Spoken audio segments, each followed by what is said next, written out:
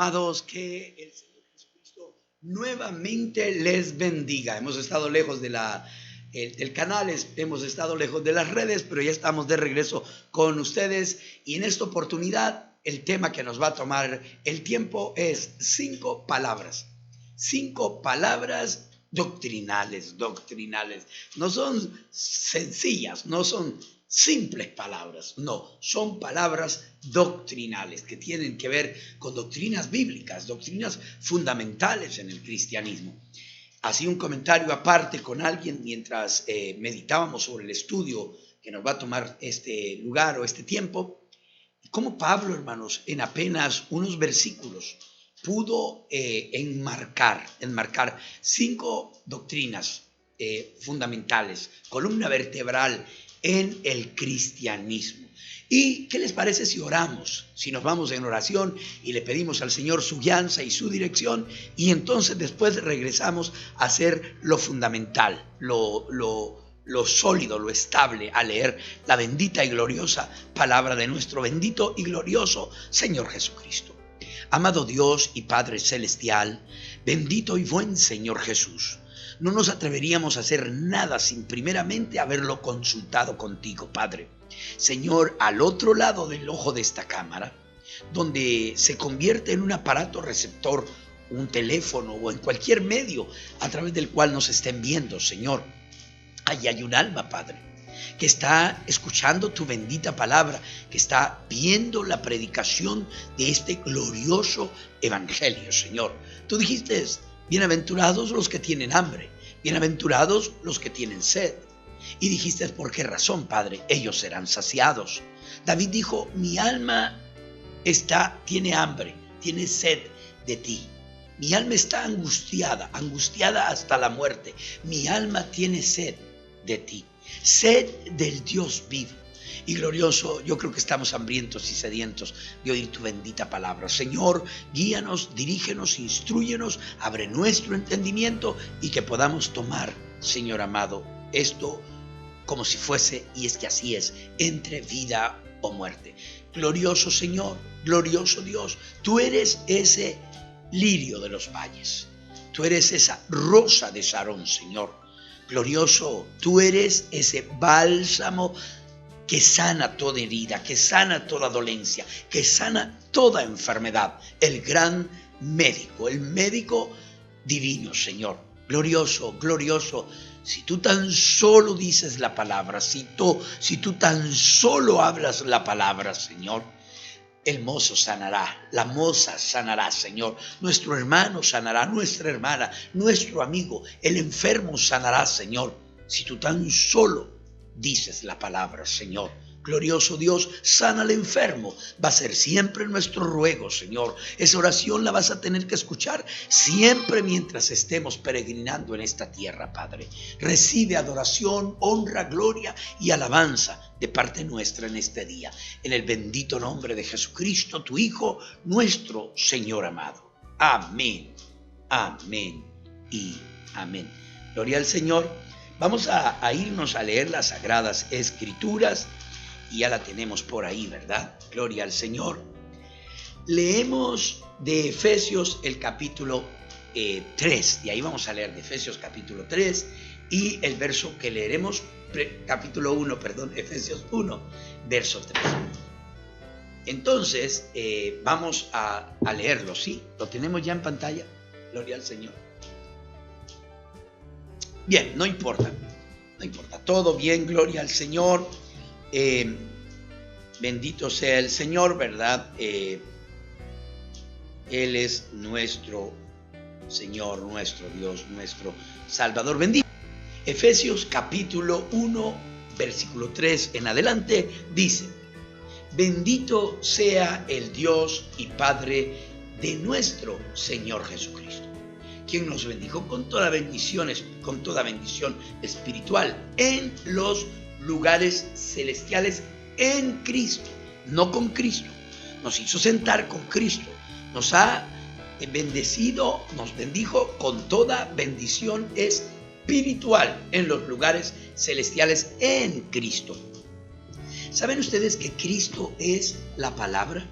En el principio era la palabra, y la palabra era con Dios, y la palabra era Dios. Entonces, si lo vemos desde esa perspectiva, Cristo es la palabra. Cristo es la palabra. En el principio era la palabra, y la palabra era con Dios, y la palabra era Dios. Y esa palabra que era en el principio con Dios, un día se hizo carne y habitó entre nosotros. Cuando la Biblia dice que nos hizo sentar en lugares celestiales en Cristo, es en su palabra. Estamos en Él, estamos en Él. Entonces, continuamos el verso 2 y aquí es donde comienza el tema. Dice, según nos escogió en Él antes de la fundación del mundo. Primera palabra, escogido, escogencia, elección. Según nos escogió en Él, antes de la fundación del mundo. Yo quiero que usted marque esa palabra, para que fuésemos santos y sin mancha delante de Él. ¿Y cómo es que fuimos escogidos? En amor, en amor. Fuimos escogidos en amor.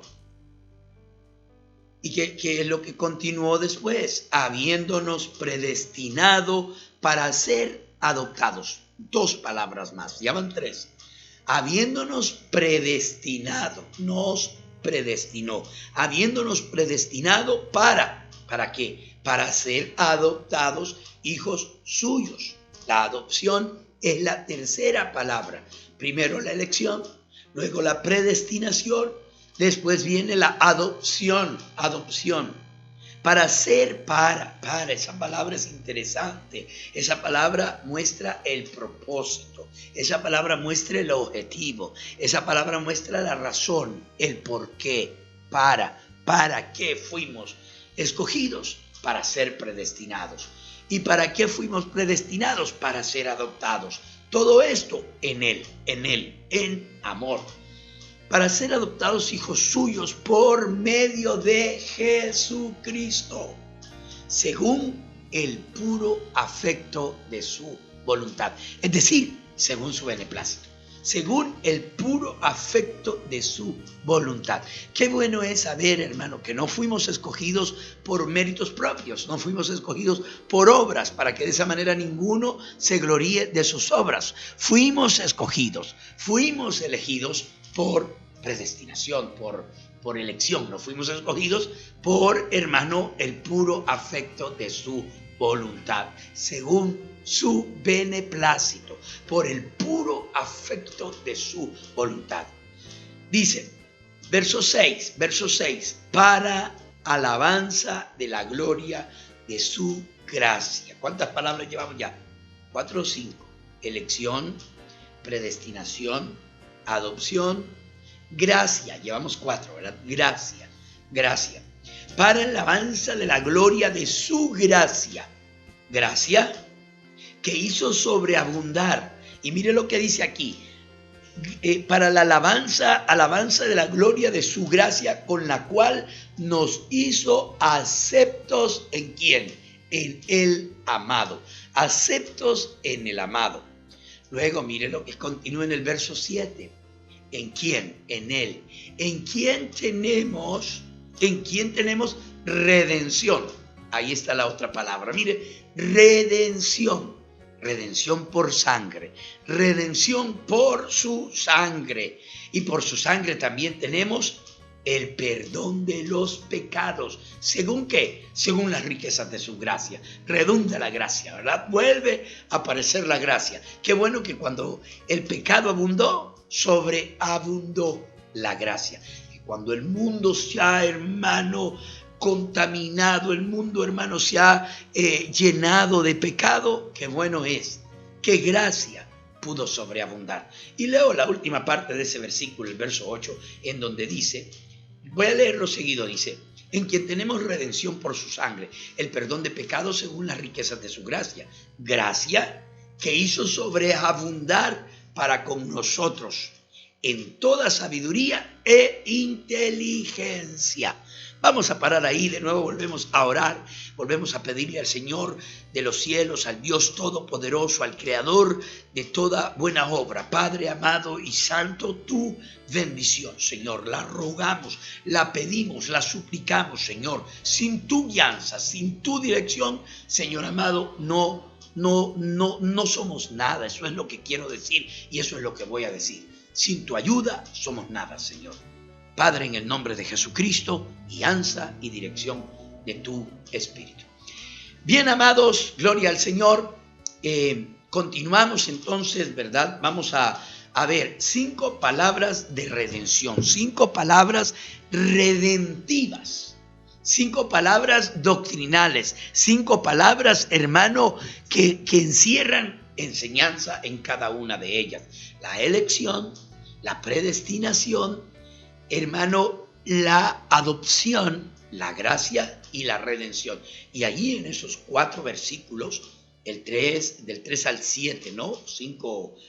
3, 4, 5, 6 y 7, en esos 5 versículos encontramos 5 palabras, hermano, que son doctrinales. Y que imagínate, en 5 versículos Pablo introdujo 5 doctrinas. Y vamos a irlas viendo una por una. Vamos a ver la elección. Y luego vamos a ver la predestinación. ¿Existe el destino, hermano Lucas? Bueno, sí existe. Usted y yo estábamos predestinados y fuimos predestinados a estar aquí hoy, a ser parte de esto hoy. Predestinación. Hay cosas que no puedes cambiar de tu destino. Por ejemplo, ¿quién ordenó que papá y mamá se cruzaran? ¿Quién ordenó que él le tirara una piedrita o que a ella se le cayera un pañuelo o que ella fuera invitada a esa fiesta y que él se colara en la fiesta? Porque él no era invitado, ¿verdad? No invitaban gente fea a las fiestas. Pero él se metió y ahí se conoció con tu madre, ¿verdad? Entonces, si era invitado, era el único feo, ¿verdad? Pero allí conoció a tu mamá. ¿Quién estuvo controlando los hilos del destino para que esas dos hermano, líneas se cruzaran ese día y se enredaran y tú vinieras a existencia? Hay alguien que lo controla todo. Ahora, vamos a hablar, cuando hablemos de la predestinación, vamos a hablar del destino. Segunda palabra, predestinación. Tercera palabra es adopción, adoptar. Generalmente entendemos la adopción como un proceso en el cual vamos a tomar prohijo a alguien de otra raza o de otra familia. Pero en la Biblia es absolutamente diferente. Adopción era una ceremonia que se llevaba a cabo allá en el Oriente cuando el padre iba a heredar a su hijo. Es decir, cuando el padre iba a posicionar a su hijo como el heredero de todas las cosas y como, hermano, el que iba a gobernar, el señor de todas sus empresas, ¿no? Entonces se llevaba a cabo una ceremonia de adopción y en esa ceremonia de adopción, hermano, este hijo era posicionalmente colocado como el señor, como el amo, ¿no? Vamos a ver esa como tercera palabra que vamos que va a ser objeto de estudio.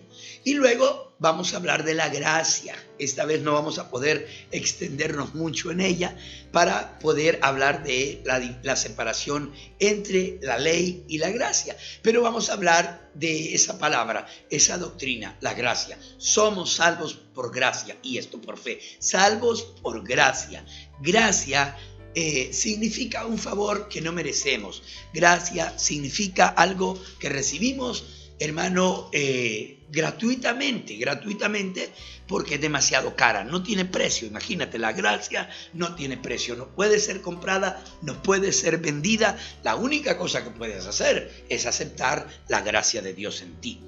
Y luego entonces vamos a cerrar estos 5 episodios o capítulos con la última palabra: redención. Redención por sangre, porque ahí dice: en quien tenemos redención por su sangre.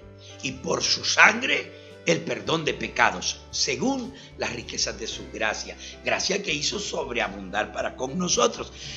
Si usted ha leído ese capítulo 1 del libro de los Efesios, si usted ha leído, hermano, esos versos, ¿verdad? Bendito sea el Dios y Padre de nuestro Señor Jesucristo, quien nos escogió en Él antes de la fundación del mundo.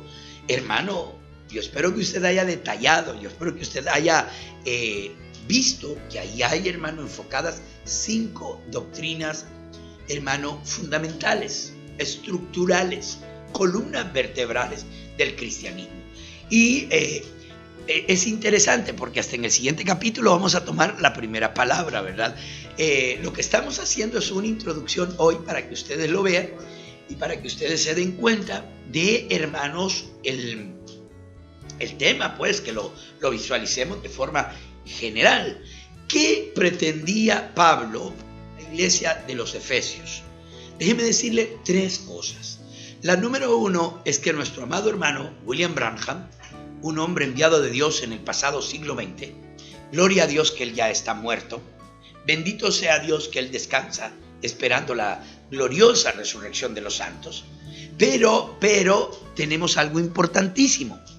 El hermano Branham trajo un mensaje glorioso, un mensaje de hermano de restauración, un mensaje profético y de restauración. Y es, hermano, ese mensaje lo que nosotros estamos predicando ahora. Y en ese mensaje el profeta dice que el libro de los Efesios, de donde nosotros estamos leyendo, es un paralelo al libro de Josué. Y usted se preguntará, ¿qué tienen de simil el libro de Efesios con el libro de Josué? ¿Dónde el paralelo? Déjeme decirle algo. En el libro de Josué, después de haber pasado la jornada de Egipto a la Palestina, ellos tuvieron, hermano, que salir de Egipto, ¿no? Eso es el arrepentimiento.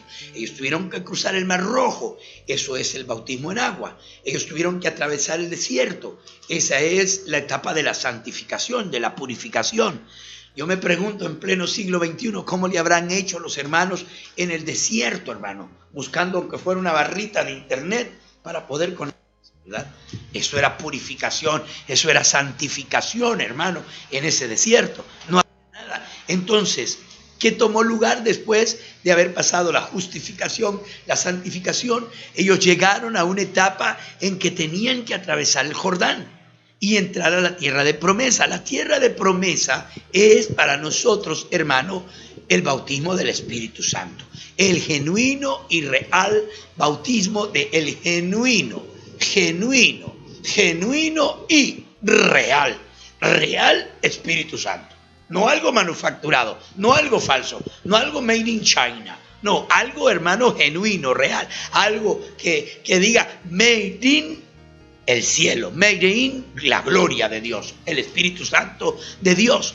Entonces, ¿qué hizo Josué? Josué tomó al pueblo de este lado del Jordán y los llevó al otro lado del Jordán y les repartió la tierra por heredad, los posicionó en la tierra.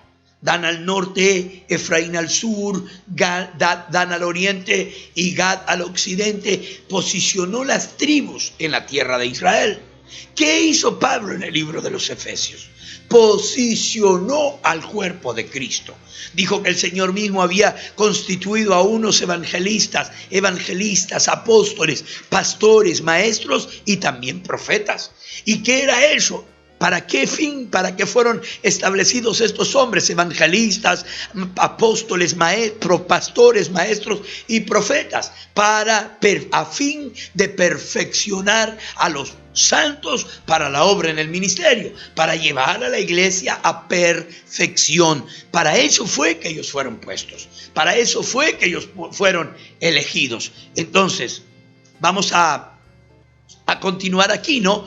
Efesios, ¿qué hizo Josué? Josué introdujo al pueblo a la tierra de promesa. ¿Qué hizo Pablo en el libro de los Efesios? Introdujo la iglesia en posición, los colocó en Cristo. Dijo que estábamos sellados con el Espíritu de Dios hasta el día de nuestra redención. Dijo que estábamos sentados en lugares celestiales con Cristo. Dijo que Dios nos había bendecidos con todo tipo de bendiciones espirituales en Cristo. Nos posicionó. Saulo de Tarso no lo pudo hacer con los romanos, no lo pudo hacer con los corintios, no lo pudo hacer con los gálatas, pero cuando llega al libro de los Efesios, él ahí tiene una iglesia posicionalmente colocada, una iglesia en posesión. Dos palabras distintas, ¿verdad? Posición y posesión. Yo tengo una herencia. Usted, mi amado hermano, tiene una herencia en su padre. Su padre y su madre le han dejado una herencia. Y la herencia puede estar ahí. Hay muchos ricos miserables que tienen un terreno que vale 1 millón. Y ellos viven en una casa, hermano, de 4x4 con piojos y pulgas y todo ese montón de cucarachas. Porque no vende la casa de 1 millón, se compra una de 200,000, 300,000 y ya resuelve y compra su carrito de unos 100,000 y ya tiene para vivir el resto y no sigue viviendo como un miserable. Pero hermanos, yo conozco.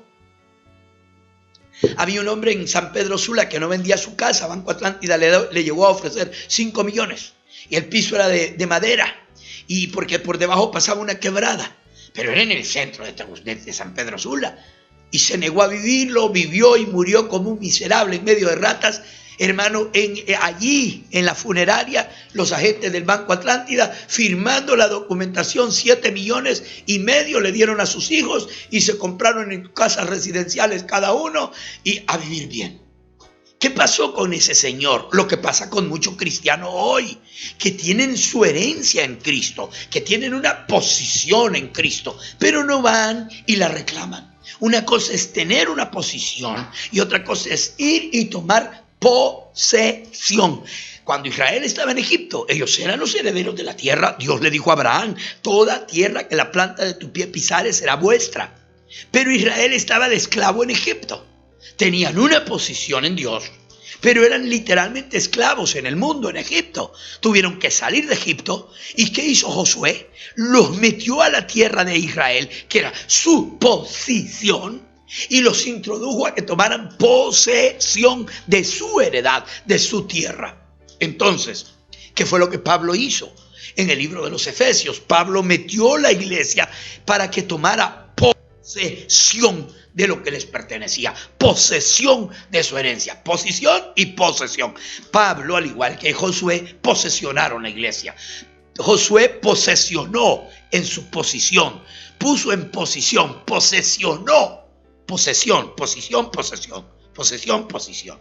Posicionó, puso en posesión a que entraran a tomar posesión de la tierra al pueblo de Israel. ¿Qué hizo Pablo? Metió la iglesia a tomar posesión de su herencia en la tierra de promesa del cristiano, que es su palabra, que es el Espíritu Santo. Luego, citando siempre al hermano Branham, no sé cuánto tiempo tengo, ¿verdad? ¿Cuántos minutos me restan? Gloria al Señor. Entonces, citando siempre al mensajero, encontramos, hermano, que Pablo presenta estas doctrinas. Imagínese a Pablo, hermano. Imagínese que usted recibe una carta de Pablo. Y lo primero que Pablo hace es hablarle de la elección desde antes de la fundación. Usted se va a confundir un poco, hermano. Elección, que yo fui escogido en él desde antes de la fundación del mundo. Y luego le dice: ¿para qué fuiste elegido? ¿Verdad? Y luego dice: vamos, déjeme ir ahí, por favor. Según nos escogió en él, dice, para que fuésemos santos y sin mancha delante de él, en amor. ¡Wow! Nos escogieron en amor. Miren, este tema, que todavía vamos a continuarlo, hay cosas bien profundas y bien fuertes. Esa palabra no me gusta usarla, profundas. Prefiero fuertes. Hay cosas bien fuertes, como esta, mire, ¿ve? ¿Usted cree que Dios le perdonó todos sus pecados? Le hago esa pregunta. ¿Usted cree que Dios le perdonó todos sus pecados? La Biblia dice que sí. La Biblia dice que Él tomó sus pecados y los arrojó a la mar del olvido. Él es quien perdona todos tus pecados, sana todas tus dolencias. Bueno, y todos es todos. Todos es todos. Dios perdonó hasta los pecados que usted no había cometido, ya estaban perdonados. Y eso no abre la puerta para ir a pecar. Cristiano no, la naturaleza de Dios no lo deja pecar. Pero aquí dice, mire, nos escogió en amor para, habiéndonos predestinado para ser adoptados hijos suyos. Y luego habla de la gracia y finalmente habla de la redención. 5 cosas en 5 versículos. Perdóneme la mala palabra, esta soy yo hablando. Eso es atorador, hermano, eso atora a cualquiera, hermano. Eso es como lo que pegaban aquellos boxeadores de la antigüedad, un uppercut, un golpe al hígado. 5 doctrinas en 5 versículos: elección, predestinación, adopción, gracia y redención. Y están en 5 versículos en el libro de los Efesios. ¿Saben ustedes que si el rapto hubiese sido en los días del profeta, en los tiempos del apóstol San Pablo, en los días del apóstol San Pablo, saben ustedes que la única iglesia que estaba lista para irse en el rapto, Corintios, Gálatas, Efesios, Colosenses, Tesalonicenses, hermano, todas ellas, solo había una iglesia posicionalmente colocada, que habían llegado a la medida de la estatura de la plenitud de Cristo, a un varón perfecto en Cristo Jesús, y esa iglesia era la efesiánica. No había otra iglesia en la edad apostólica lista para ser arrebatada, lista para ser raptada, para ser sacada de esta tierra. Esa iglesia, la de los Efesios, por eso Pablo podía hablarles estas verdades de manera fuerte y contundente, porque ellos habían ejercitado el sentido de la fe, porque ellos, hermano, a ellos se les podía hablar. A los corintios, dice Pablo, ustedes todavía son bebecitos espirituales, todavía tengo que darles lechita, puré de papa, mínimo rallado, papayita licuada, ajú, bebé, cuchi cuchi. Los de Corintios hablaban en lengua, danzaban en el espíritu, echaban fuera demonios, hermanos, tenían unos grandes relajos, pero ¿qué pasaba? No habían llegado a ser adultos. Tenían pleitos, contiendas, disensiones, divisiones. Yo soy de Pedro, yo soy de Pablo, yo soy de Cefa, yo soy de Apolo. Eran, hermanos, carnales, bebés espirituales. No se les podían hablar las cosas que Pablo le habla a la iglesia de los Efesios. Hermano, les entra de lleno con doctrina, elección, predestinación, adopción, gracia, redención. Y bueno, si desmenuzásemos más de eso, hermano, viene el Señor y todavía estamos ahí. Segundo punto, el hermano Branham dice que Pablo estaba, hermano, colocando la iglesia, posesionalmente colocándola. Hermano, él dice, Pablo estaba hablándoles a los Efesios, les estaba repartiendo su herencia, les estaba dando, igual que Josué, es paralelo, lo que Josué hace de forma literal, Pablo lo hace de forma espiritual. Entonces, Pablo estaba mostrándole a la iglesia, estén atentos a esto, que no se podían perder, que habían sido elegidos desde antes de la fundación del mundo, cuando todavía estaban en él, que habían sido elegidos en amor y que nos había hecho aceptos en el amado, en Cristo, en quien tenemos redención por su sangre. ¿Sabe qué hizo Pablo en esos 5 versículos? Aparte de llevar el pueblo a la tierra de promesa y posesionarlos, hermano, sembrar en ellos la fe, que tú no te puedes perder más que lo que Dios se puede perder, porque tú eres una parte de Él y Dios jamás estaría completo sin ti, porque tú eres su simiente, su gene, su hijo, le perteneces a Él desde antes de la fundación del mundo. 5 palabras doctrinales. Que el Señor Jesucristo les bendiga.